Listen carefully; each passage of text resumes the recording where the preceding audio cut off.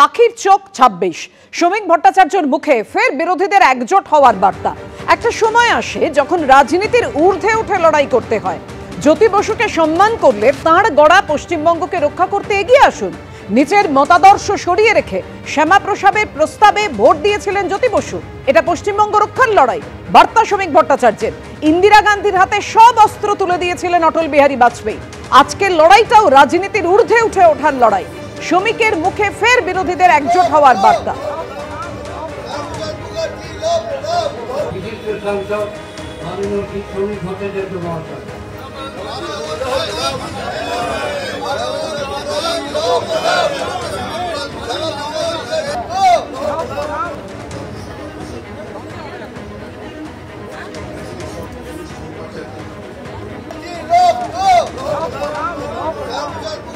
যদি জ্যোতি বসুর প্রতি শ্রদ্ধা জানাতে হয়, জ্যোতি বসুর এখনো যারা অনুগামী আছেন, এখনো যারা জ্যোতি বসুকে লিডার অফ দ্য লিডার্স বলে মনে করেন, আজকে জ্যোতি বসুর যে দূরদৃষ্টি, জ্যোতি বসুর যে তাৎক্ষণিক উপলব্ধি, আজকে 20শে জুনের সেই ভোটদানের কথাকে স্মরণ করুন, তাকেও শ্রদ্ধা জানান।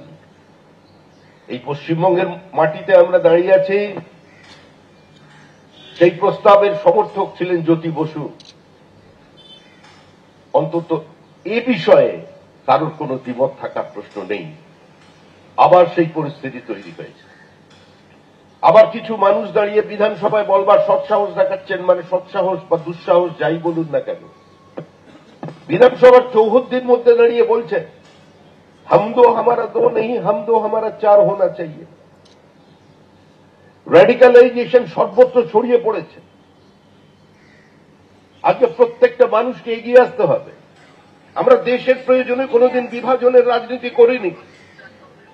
৭১-এর যুদ্ধের সময় অনেক সমালোচনা সত্ত্বেও অটল বিহারী বাজপেয়ী প্রকাশ্যে দাঁড়িয়ে শ্রীমতী গান্ধীকে দেবী দুর্গা বলে সম্বোধন করেছিলেন, বিরোধীদের বলেছিলেন অসুর নিধনে যেরকম দেবতারা তার হাতে অস্ত্র তুলে দিয়েছিলেন 10 হাতে, আমাদের বিরোধীদের উচিত শ্রীমতী গান্ধীর পাশে দাঁড়ানো। তৈরি হয়েছিল বাংলাদেশ। ইন্দিরা গান্ধীর হাতে অস্ত্র কবে তুলে দিয়েছিলাম আর কি।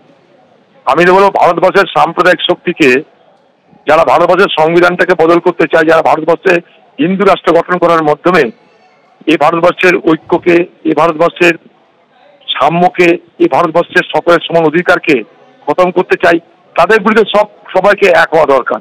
আর সেই কাজটা কংগ্রেস করে। বাংলায় বিজেপি আজকে হালে পানি পাচ্ছে না বলে এখন বলছে সব এক হও, হিন্দু মুসলমান সব এক হও। আমরা বলবো সবাই এক হয়ে বিজেপিকে তাড়াও।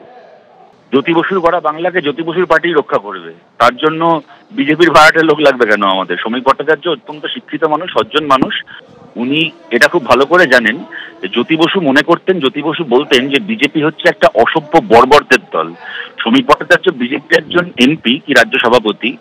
ভারতের প্রধানমন্ত্রী অটল বিহারী বাজপেয়ীকে জ্যোতি বসু মুখের ওপর বলেছিলেন যে আপনাদের দল একটি অসভ্য বর্বর দল, আপনাদের দলের সভ্য সমাজে কোনো স্থান থাকা উচিত নয়। সুতরাং জ্যোতি বসুর পথে বাংলাকে রক্ষা করতে গেলে জ্যোতি বসুর দেখানো অসাম্প্রদায়িক বাংলাকে রক্ষা করতে হবে।